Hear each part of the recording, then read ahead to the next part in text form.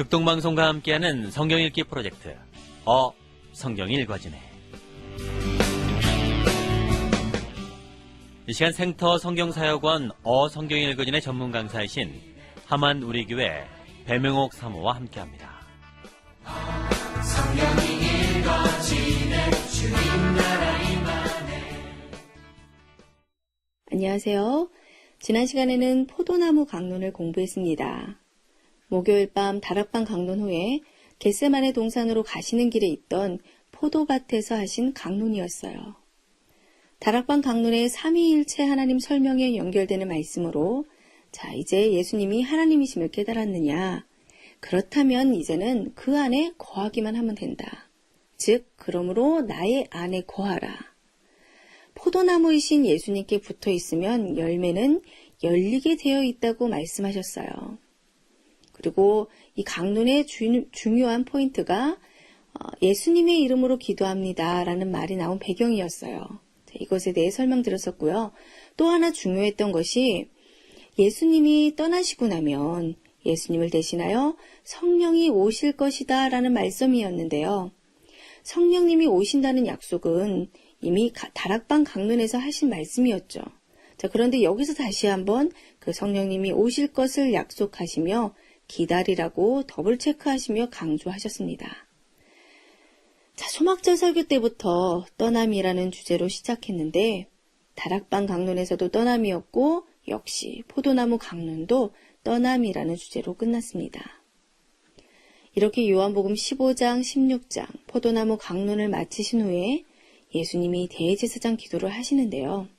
요한복음 17장입니다. 예수님의 대제사장적 기도라고 이름 붙여진 내용으로 이 기도는 중보기도예요. 예수님이 여기서 왜 중보기도를 하시나? 드디어 올 것이 오고 있거든요. 앞으로 닥쳐올 십자가 처형 과정이 하나하나가 환하게 보이고 그리고 곧 경험하고야 말 그 아픔을 내다보시며 가슴이 미어질 것 같으신 거죠. 그러므로 이 마지막 기도는 이 구체적인 환경 속에 놓여있는 그 사랑하는 제자들을 위한 기도였습니다. 막연한 기도가 아니었어요. 그들을 위한 구체적인 기도였습니다. 근데 사실 제자들은요, 3년 동안 예수님을 따라다녔지만 주님이 어떤 분인지 바로 직전에 비로소 깨달았었거든요.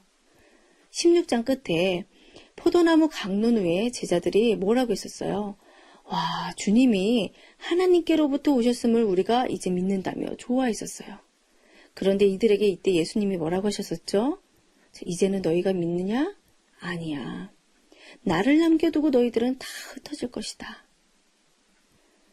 앞으로 제자들이 환난을 당할 것이고 그리고 당신이 체포당하시면 제자들은 다 흩어지고 그래서 불안해하고 두려워하며 그렇게 남겨질 제자들이기 때문에 이들을 위해서 여기서 예수님이 기도하시는 거예요.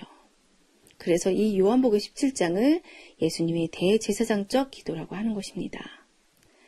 이 절박한 순간 최종 목적지 십자가를 앞에 두시고 더 이상은 숨길 것도 없고 감출 것도 없이 진솔하게 총정리하시는 기도인데요.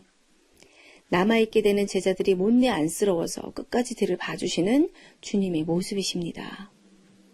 하나님께 올려드리며 중보하시는 이 예수님의 기도가 여러분 듣고 싶으시죠? 예수님의 마지막 이 마무리 기도가 여러분 귀에 육성으로 들리면 좋겠습니다. 요한복음 17장 보겠습니다. 우선 예수님 당신이 죄인들을 구원하기 위해 성육신하여 완전한 인간이 되심으로 스스로 포기했던 창세전의 영광을 이제 십자가 사역을 다 이룸으로 다시금 창세전의 영광을 누리기를 강구하십니다. 이것은 자신의 영광으로 하나님의 영광을 드러내기를 소원하시는 것을 뜻해요. 이렇게 5절까지가요. 이러한 예수님 자신과 성부 하나님을 위한 기도였고요. 6절부터는 누구를 위해서 기도를 하나? 방금 말씀드린 대로 제자들을 위한 중보기도입니다. 6절에 세상 중에서 내게 주신 사람들을 위해 기도하겠습니다. 하시는데요. 그 이유예요. 어떤 단어가 유난히 많이 눈이 확 들어올 거예요. 제일 많이 나오는 단어가 그들입니다. 그들은, 그들도, 그들을, 그들. 17장 끝까지 얼마나 많이 나오나 세보세요. 얼핏 봐도 엄청나죠. 한 구절에 몇 번씩 나오기도 해요.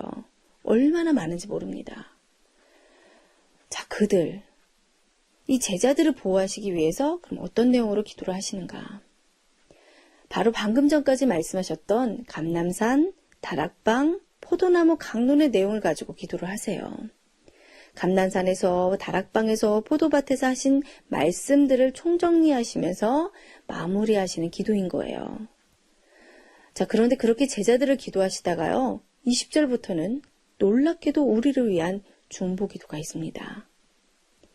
내가 비옵는 것은 이 사람들만 위함이 아니요 또 그들의 말로, 이 제자들의 말로 말미암아 나를 믿는 사람들도 위함이니. 그들의 말을 듣고, 이 제자들의 말을 듣고 예수님을 믿을 사람들을 위해서도 기도를 하셨어요. 그러니까 이 기도는 지금 현재 예수님이 제자 훈련을 시킨 이 사람들만을 위해서 하는 기도가 아니라 우리들, 모든 성도들을 위해 기도하셨는데, 자, 뭐냐? 아버지께서 내 안에, 내가 아버지 안에 있는 것과 같이 그들도 우리 안에서 하나가 되게 하소서. 그러니까 예수님을 믿는 모든 성도들과의 연합을 위해서 기도하셨어요. 자, 그리고 마지막 26절입니다. 내가 아버지의 이름을 그들에게 알게 하였고 또 알게 하리니 이는 나를 사랑하신 사랑이 그들 안에 있고 나도 그들 안에 있게 하려 함이니라. 아멘. 이 마지막에 27장의 예수님의 중보기도가요. 정말 육성으로 들리며 이 기도 속에 있는 예수님의 안타까운 심정이 우리를 향한 이 절절한 사랑이 정말 느껴졌으면 좋겠어요. 자, 이렇게 예수께서 마무리 기도까지 하시고는 기드론 시내를 건너 겟세마네 동산으로 가십니다. 거기 가서 우리 더 기도하자. 아마 그러셨던 것 같아요. 자, 우리도 함께 겟세마네 동산으로 쫓아가자고요. 제자들에게 유언 강의를 하신 후에 기도 시간을 가지시는 모습을 보세요. 그런데 제자들은요, 피곤합니다. 꼭 우리 모습이죠. 3번 동일한 말씀으로 죽기까지 순종하겠다는 기도를 하셨을 때 드디어 쿵쿵쿵 저기 횃불이 보이면서 무장 병력들이 들이닥칩니다. 그리고는 예수님이 드디어 체포당하세요. 자, 그런데 마태복음 26장 5절에 의하면요. 대제사장 그룹은 밀란이 일어날까 두려워서 이번 명절에는 예수님을 죽이지 말자고 했었어요. 그런데 갑자기 가룟 유다가 배반하여 나타난 거예요. 그러니까 그들 입장에선 계획에도 없던 일을 갑자기 실행하게 된 거죠. 자, 이 사실을 알고 나머지 시간을 따라가야 합니다. 자, 예수님이 이제 어떻게 재판을 받으셔서 돌아가셨는지 그 재판 과정을 정리해야 하는데요.